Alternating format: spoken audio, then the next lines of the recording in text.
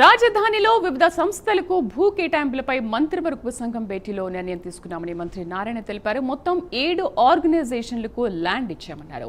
ట్వాంటమ్ వ్యాలీకి 50 ఎకరాలు కేటాయించామని చెప్పారు.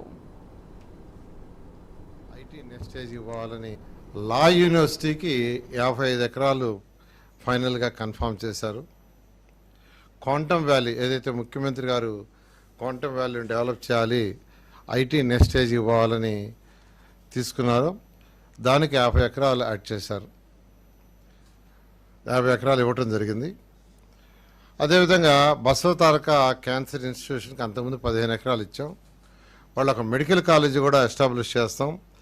మరికొంత ల్యాండ్ ఇవ్వమంటే ఆ 15 ఎకరాలకు అదనంగా మరొక 6 ఎకరాలు ఇవ్వటం జరిగింది.